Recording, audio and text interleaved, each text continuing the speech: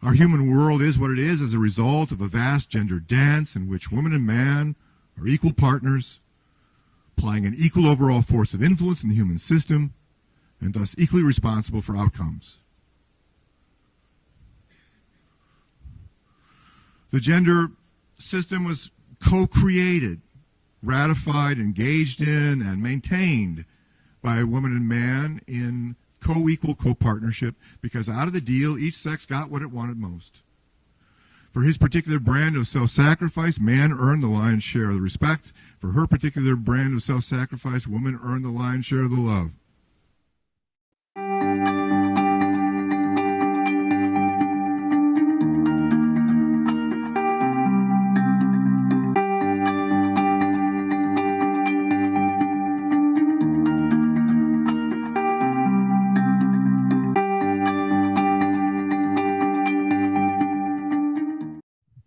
Okay, well, welcome. Tim Goldich is an author who has devoted the last 25 years of his life to researching, pondering, and writing a 4-book series on gender issues. The first book, Loving Men, Respecting Women, The Future of Gender Politics, was published in 2011 and is available on Amazon.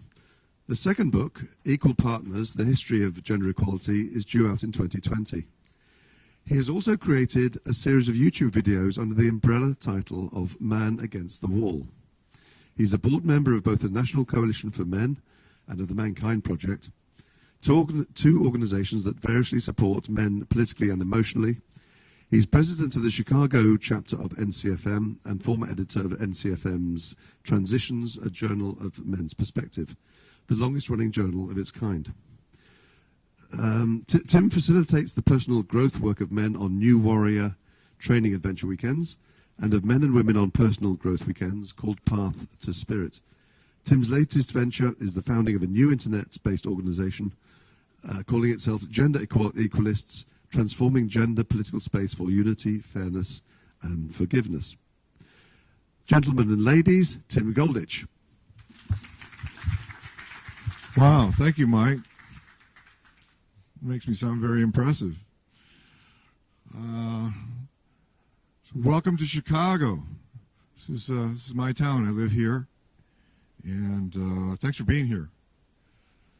So, all right. Well, let's get right to it. So, I just want to win. You know, I've been at this for over 30 years, and I just want to win. And we must believe, even with our eyes open, that we still can win, and we need to get real clear about what winning means. All right, so we all here, we know that women are more loved, elicit more empathy, and that female safety and well-being are prioritized. It's instinct. Eliciting empathy is a female strategy, owing to women's greater power to elicit empathy.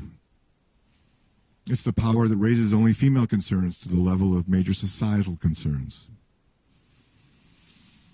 As a strategy, victim works for women, in a sense, but does not work for men.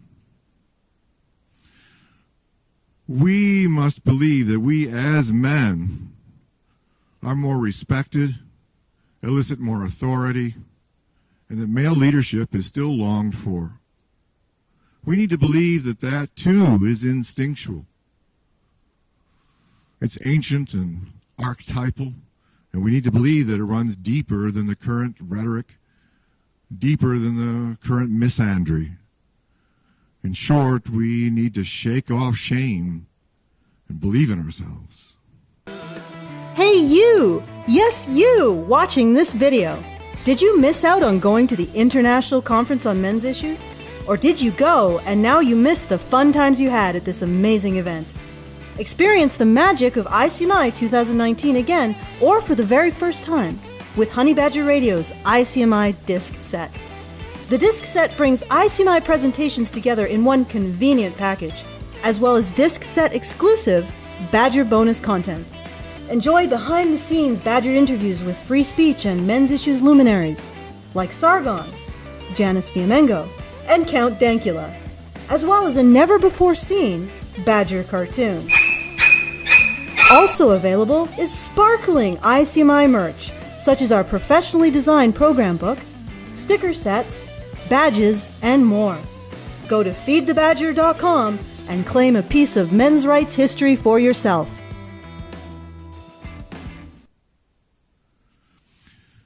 I'll get back to that in a moment, but right now I want to get very clear about what the problem is. And as I see it, the problem lies in the gender belief system. It's believing that men have the power and women are the victims. And moreover, if women are the victims, then men, the ones with the power, must be the victimizers. This man bad, over-empowered, oppressor, victimizer, woman good, innocent victim, gender belief system is foundational to everything feminism is and everything feminism does. It's supported by chivalry and is everywhere presented as known fact. Now we here know how one-sided, false, and toxic that belief system is. I submit that it is the source of all our gender political woes. How so? Well, let's examine the impact on men, on women, and on society. On men. Now, if what we know is that men have the power, then we will want to punish and take power from man bad, the over-empowered oppressor victimizer, and we will want to reward and extra protect and advantage woman good, the innocent victim. Naturally. It's not right for one faction of humanity to be granted the power while another faction of humanity is targeted as the victims. That's wrong, and we would see that wrong corrected by countermeasures. Feminism. Okay? Beliefs guide actions.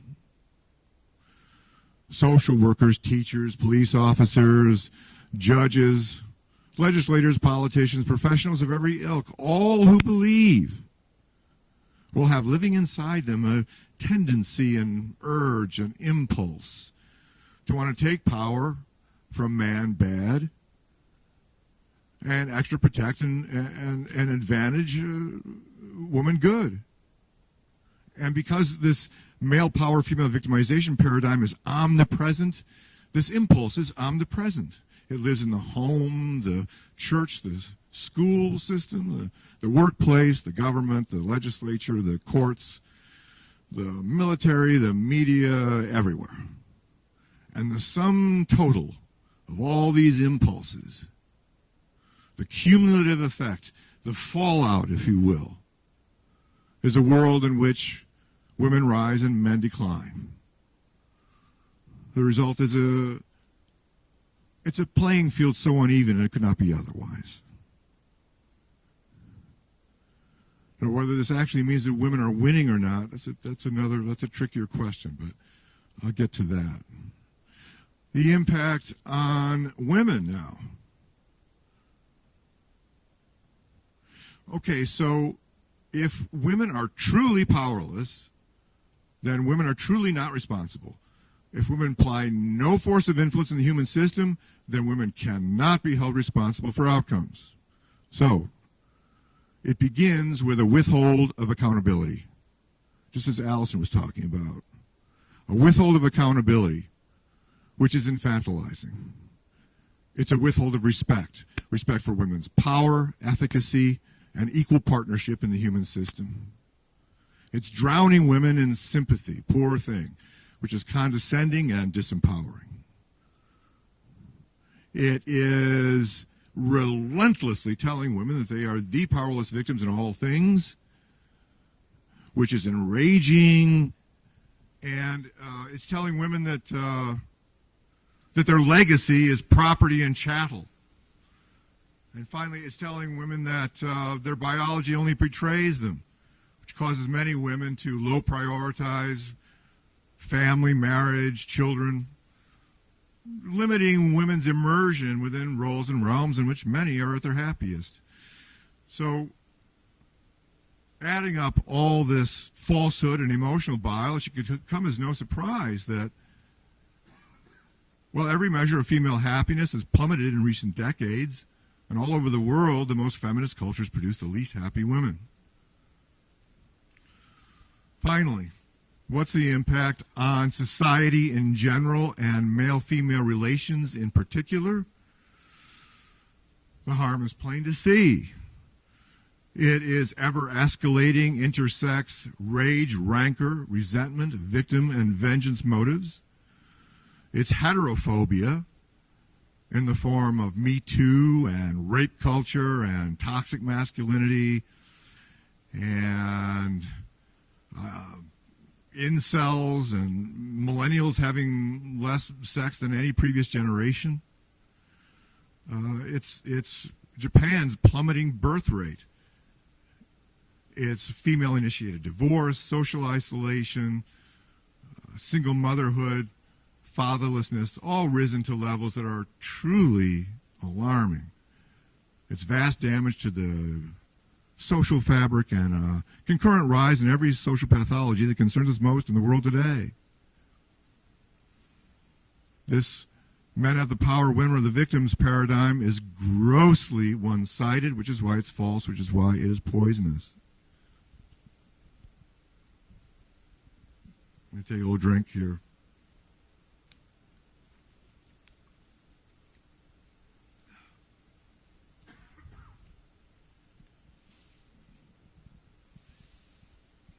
And I just want to say, gender politics, it's fun, isn't it? Oh my God, it's the funnest thing. I just love gender politics. I just like a pig in shit talking gender politics. You know, I don't care what anybody says, I love it. So, all right, so the good news. The good news. Feminism's men have the power and women are the victims narrative being such a false and unmitigated disaster all around creates an opportunity for us to present something better. But what should this new paradigm, what should this new narrative be? Will we present women have the power and men are the victims narrative? Well, some will say yes. Some will say that that's the narrative that fits the facts and no other is acceptable. This brings us back to where we started. Me, I just want to win.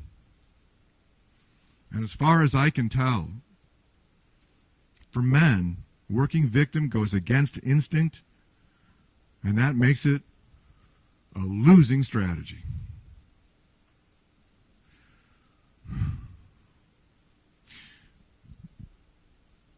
The only power on earth that can take down feminism is the general public. And it can do so simply by ceasing to support it. In this way, feminism can go the way of McCarthyism. It can become a toothless anachronism. See, to me, it's all about the belief system. Believing that communism presented a dire threat to us all and believing that McCarthy and company are the ones to protect us from this dire threat were the beliefs that made McCarthyism all-powerful. But for that very reason, when society no longer believed those two things, McCarthyism is dead. Believing that men have the power and believing that women are the victims are the beliefs that support feminism's ideological dictatorship. When society no longer believes those two things, feminism is dead. No war, no bloodshed. But how do we bring the general public on board with us? As I said at the beginning, I deeply believe that human society still longs for male leadership. But to lead well, men must lead wisely. To win the hearts and minds of society, a new narrative must contain a vision of the future, a future that promises de-escalation in the gender war and repair of the social fabric. It's a narrative that must feel positive, hopeful, constructive, sustainable. It should resonate with what our deepest intuition tells us is true. So I think this new narrative goes something like this. The sexes are and have always been equal. Not the same, but equal. The two ends of a balanced beam need not be identical to weigh the same. Equal in number, evenly matched, with equal overall weaponry. Our human world is what it is as a result of a vast gender dance in which woman and man are equal partners, applying an equal overall force of influence in the human system, and thus equally responsible for outcomes. The gender system was co-created, ratified, engaged in, and maintained by a woman and man in co-equal, co-partnership, because out of the deal, each sex got what it wanted most. For his particular brand of self-sacrifice, man earned the lion's share of the respect. For her particular brand of self-sacrifice, woman earned the lion's share of the love. The deal was a contract. Each sex fulfilled its end and earned its rewards fair and square. There's nothing to begrudge and no basis for rage or revenge. Given that each sex is assigned a biology, role, and socialization at birth, neither sex has been any more empowered than the other to escape its concurrent fate. And the enormous consequences and vast repercussions suffered by women for being less respected have been matched in full by the enormous consequences and vast repercussions suffered by men for being less loved. In short, it all balances out. I'll say that again. And the benefits enjoyed and the liabilities suffered, and the power and the victimization, the freedoms, the constraints, the joys, the sorrows, the good, the bad, light and shadow. It all balances out between woman and man, and it always has. I wouldn't expect to live to see it, but that's what should be taught in gender studies classrooms.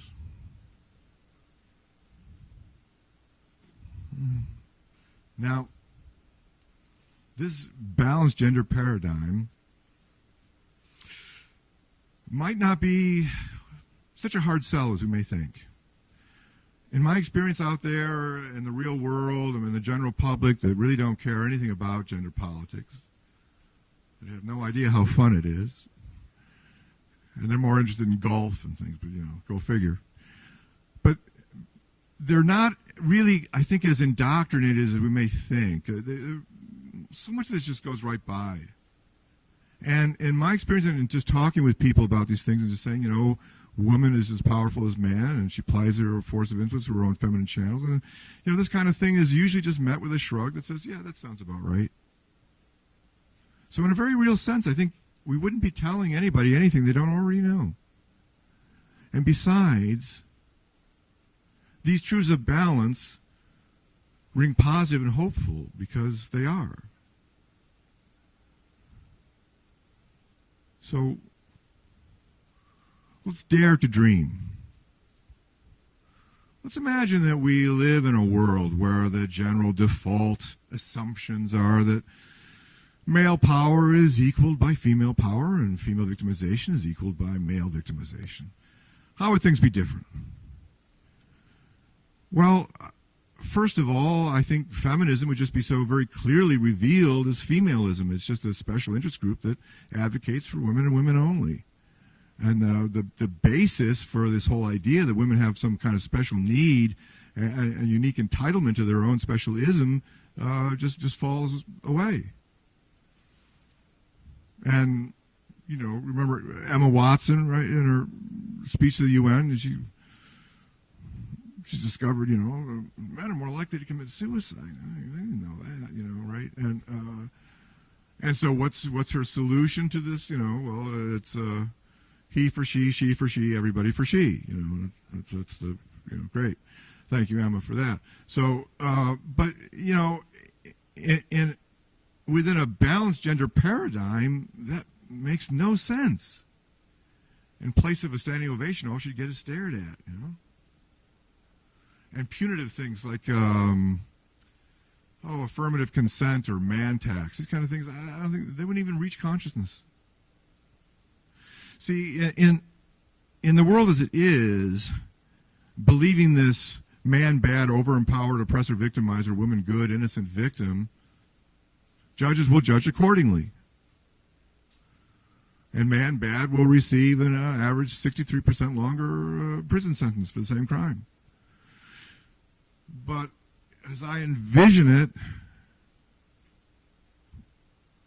you know, in a balanced gender paradigm, social workers, teachers, police officers, judges, legislators, politicians, professionals of all and every ilk may be expected to do their jobs in a gender-balanced way. Balance out the gender belief system, and we balance out the one imbalance from which other imbalances derive. Balance out the belief system, and it really would all balance out. All right, so by now you've got all these yeah buts in your head, right? I mean, you're looking at this, you're going yeah, but you know, there's. Well, we'll get to those. I'll have a question and answer period for that. And I know how triggering it all balances out is. I mean, people just really, oh my God, you know, that's really hard to hear, probably for a lot of people in this room. But it's complicated what I mean by that. It's just not as simple as the four words would suggest. So, all right, for the last some minutes, I'm going to offer a brief sketch, call it a thought experiment, if you will, of how this shift in the gender belief system might be accomplished. So, to me, it begins with open letters to feminists, dear feminists, right? And though these messages are addressed to feminists, of course, our intended audience is the general public, of course. Right? So the first one goes something like this. I'll give you three examples. So men comprise the vast majority of the homeless, the imprisoned, the murdered, the executed, the battlefield sufferers, the at-war fatalities, the parentally alienated, the suicides, on and on and on and on. Even so, we of the men's movement are willing to call it even if you are. What do you say?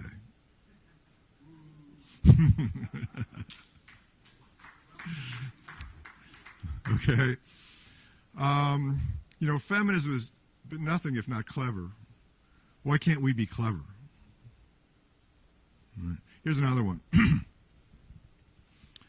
We of the men's movement envision an enormous transformation in gender relations and gender politics, including a repair of the social fabric, if only we would give up this contest for most powerless victim, call it a draw, and focus instead on fairness, forgiveness, and healthy negotiation. What do you say? So here you see, yeah, the focus is on our vision of the future and making the world a better place. If we want to bring the general public on board with us, what better message can we have? All right? Here's one more. We of the men's movement see a way forward if only feminism would acknowledge women's true role as equal partner in the human system, equally responsible for outcomes. What do you say? You see? Thank you. Right? So as I'm figuring it, you know, as I'm dreaming it,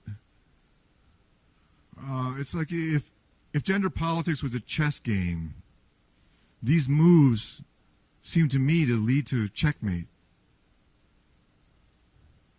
You know, as I'm looking at it, I'm dreaming it and thinking about it, these kinds of equalist invitations, challenges, they create just impossible binds for feminism. You know, we think of feminism as so all-powerful, and it is, and yet it's really very vulnerable.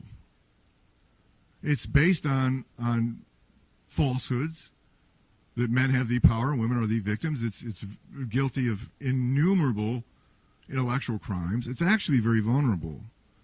I think if we work it right, work the rhetoric right, it can trap it. You know, feminism has been shaming the shit out of us for decades. There are ways that we could turn that around and shame feminism, bring out the worst in it, and make it reveal itself for what it really is. And also, as I figure it, you know, in my dream, it all balances out. It's like as provocative as any message we could send. You know, I think that comedians and pundits would find it irresistible. It would be ridiculed to high heaven at first, right? I mean, everybody have to take a pot shot at that, and good. So that makes it go viral, and we along with it. And also, I just think that over the long run, it all balances out. Will prove bulletproof. Eventually, there's really no way to take it down. And one other important piece of this, you know, just since E. Balfour Bax, you know, and the fraud of feminism back in 1913, you know, we've been trying to work and just present to people, you know, the facts of male victimization. And we just get shot down over and over again as this accusation that we're whiners, and this is outrageous, and it should not be that way. But the thing is, shouldn't $1 get you a cup of coffee? You know, it's got to deal with what is. And like I say, I just want to win. So what would it be like to present the facts and truths of female power, male victimization, but present it as the other half of gender reality? Present it as that which goes on the other end of the balance beam. Then we, who only seek to call it even, cannot be so easily taken down with this accusation of whiners or victim mongers. You know, we're just trying to call it even. And what you need to, I hope you could understand about this is the degree, you know, that I believe that balancing out the gender belief systems just goes light years toward balancing out gender reality. It creates a cultural environment that is fatal to feminism. You know, how much more victory do we want, you know? And it's a message that men can stand strong with. It's a message that men can, you know, draw a line in the sand, this far and no farther. It's a message that can be delivered with a masculine kind of strength. And it's a strategy that future generations of men can look back on with pride. So one more thing, I've just been addressing the men, but ultimately my vision is of what I'll call equalism. And I see that as men and women in equal partnership. Okay? A new gender-neutral gender politics, comprised of women and men that are willing to call it even, comprised of women and men that realize that it was woman and man in equal partnership that got us into this mess, and it's going to require man and woman in equal partnership to get us out. Okay? So I'll just close with this. I'll say that as men, let's play to our strengths.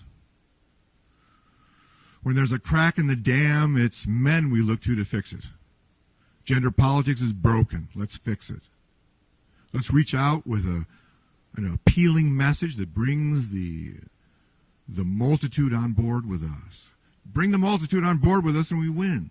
And if we win with a new, more evolved gender politics and gender relations, then everybody wins. And that's what we mean by winning. Thank you.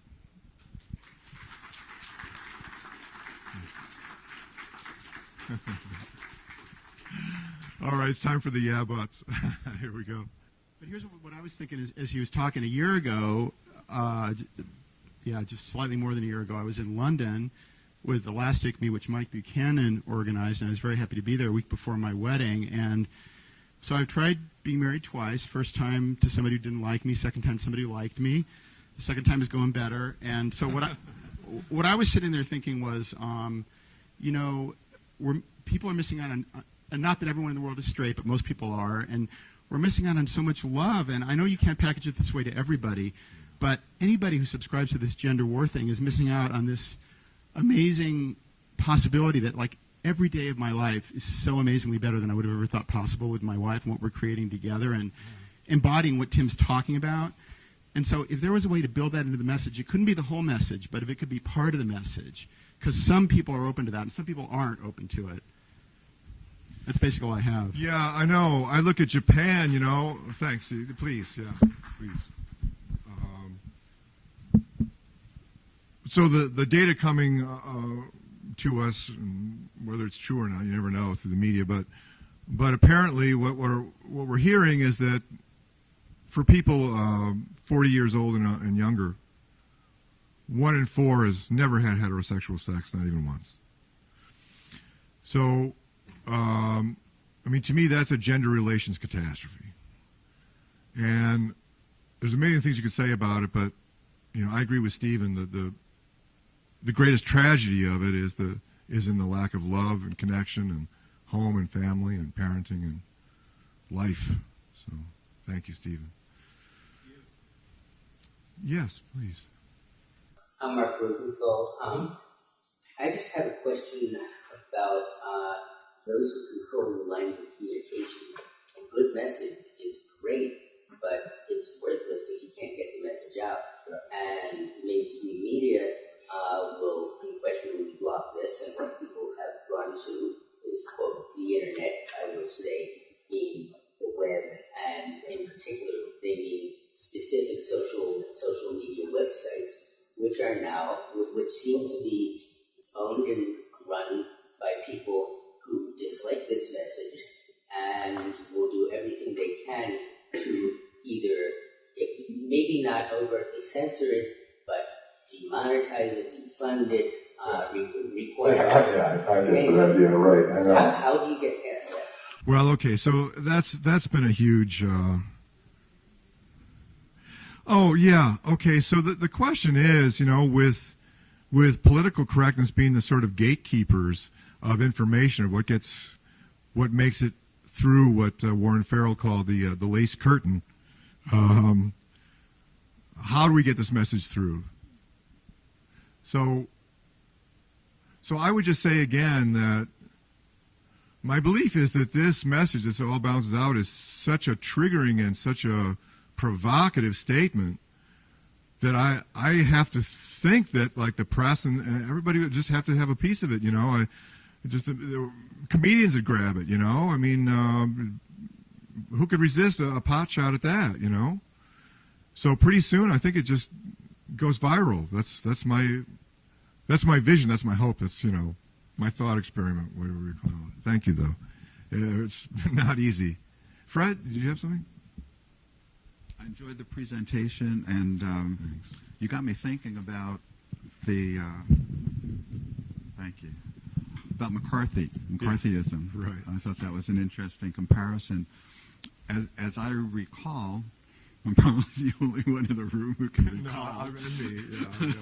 Yeah, it was the Army McCarthy hearings. Right. It's not that it just petered out, but there was on a national stage, McCarthy was confronted and torn apart. Yes, shredded. it was a lawyer named Joseph N. Welch. Mm-hmm. They took him down, and the famous phrase that he used was, "Have you no sense of decency? At long last, are you left no sense of decency?" Right. And so it was that kind of public humiliation which signaled the end of McCarthyism, a humiliation by, on the public stage with people with credibility, Congress and the Army. Do you foresee, especially with the control that feminism has, do you foresee any kind of event that could possibly expose feminism for you know, the mythology that it is. Right. Well, who could have predicted that hearing and the way it went down? And also, I would just point out that it wasn't really that challenge. It wasn't the challenge that Joseph N. Welch came up with that took down communism. It was the thunderous applause that went with it. That's what showed everybody in America, oh, I get it. So we're not really believing this anymore, and it's safe to not believe this anymore because they don't believe it, right? What kind of event could that be? Well, I don't know, but if you can create enough media circus around it all balances out, you could kind of force feminists to debate just by public demand. So that's kind of what it looks like to me. And feminists, they can't afford to debate, not over the long run, because eventually they'll just be exposed. So that's that, and the red pill was an amazing thing. That might have done it, or it might even still do it in the future. I don't know. I mean, it's an incredibly convincing thing. If that went viral, that could do it. Thanks. That's right. Okay. Hi, my name is Roy. So I recently went through a divorce, right? So one of the things, what I feel strongly about is for fathers to play a more positive parenting role in the child's life, right? And, child custody and shared parenting, in my view, the shared parenting should be default, but the fathers are treated very unfairly in the system by the family code. So what can we do, as individuals to, kind of influence the lawmakers to frame more, gender neutral and fair laws for shared parenting? Well, I'll just go back to the McCarthy analogy. The blacklist was never defeated. It was not brought down by legal means. It was never declared unconstitutional. When Kirk Douglas defied it by putting Douglas Trumbull's name up as screenwriter for Spartacus, everyone told him he was being suicidal. You're going to be ruined. You're going to be crushed. You can't go up against the blacklist. But actually, he encountered really no backlash at all. Why? Because, like McCarthyism itself, the blacklist had become a toothless anachronism. Nobody cared. Go ahead, blacklist me. Who cares? It doesn't mean anything anymore. You see, so it just lost its bite. I certainly would advocate trying to erode feminism by any and every means possible. And I would just say that, my God, to try and go up against feminism directly, I mean, it's a multi-billion-dollar industry. It's unbelievably powerful. It's got its fingers in everything, So the best I can figure is to defeat it out there in the general public with the belief system, and then it becomes infinitely easier to work the legal angles. Yeah, yes, Glenn, come up here and please. Thank you. So for this man's question, which was, what can we do to help in the courts for men? Please look up a lady called Molly Olson, and she's providing legal, state by state, passing the law of presumption of shared parenting. That means the judges have to presume that there's a 50-50 split with the parents as a presumption going in. And so any proof has to be done if any parent is not worthy of that.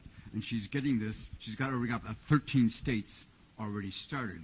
Because you're not only up against bias, you're up against a very powerful legal system that makes a lot of money. That's right. About us fighting over our children and our possessions. So look up Molly Olson, presumption of shared parenting, and there's a legal battle going on that's winning state by state. Join that effort. That's right. Thank you, Glenn. That's right. I heard of that. Yeah. Yeah. Yes. And watch that percentage of women who file for divorce percentage, that high divorce percentage, drop Yeah, when they have to pay half the going cost of that's right. and get no child support in return. I'm Stephen. I'm from Canada, and I just want folks are aware that up in Canada we're competing vigorously for the brave and stunning privilege of being the leading SJW feminist country in the world. Sometimes Australia edges ahead, sometimes Sweden, but It's a close contest. we're working yeah, on we're it. working on it, yeah. And hopefully that's just slightly humorous, because the point I wanted to emphasize was, in your speech, really jumped out for me: shame feminism. Don't let them shame us. And you referred to using humor, and the ones that jump to mind for me are the wonderful Peter Lloyd and his book Stand By Your Manhood. He just rips them to shreds when he's on a panel with the feminists. Yeah. And of course our wonderful Terence Popp, Redonkulous, who just gives it back. And so using humor and shaming the feminists rather, is indeed good advice. It's good for our health to laugh. Yes. Thank you so much. Yeah, I think I didn't mean to cut off applause for that, but I was just going to add, Jordan Peterson is also an incredible role model for how a man can work his masculinity, and the tremendous respect that he engenders. It's not dead for us. We have to believe in ourselves. Yeah. Hi.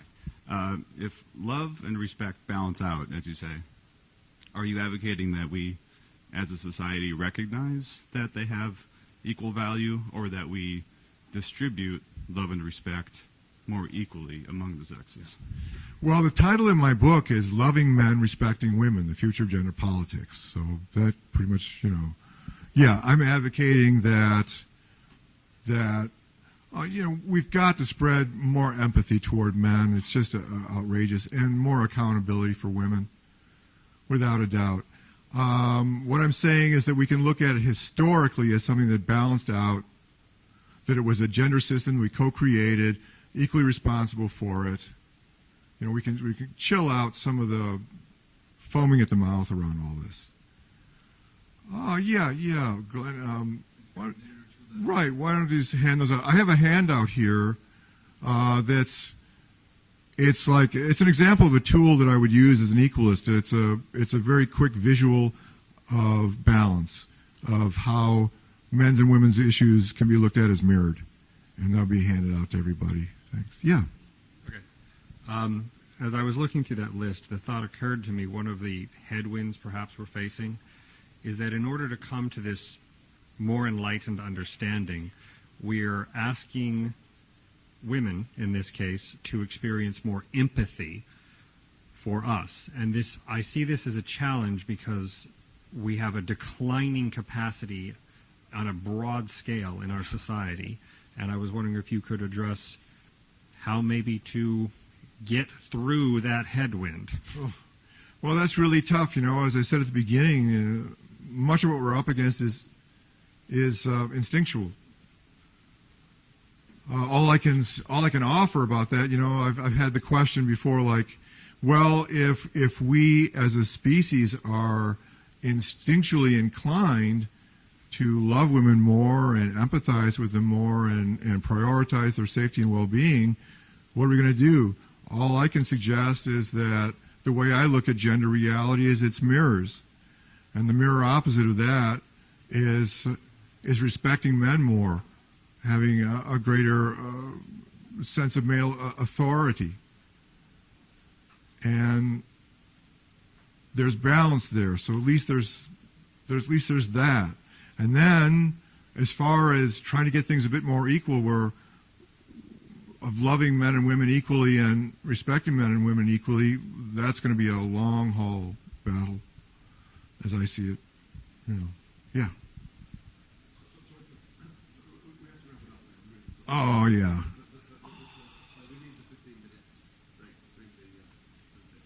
Well, thank you so much for being here. This was awesome. Thank you so much. Really appreciate it.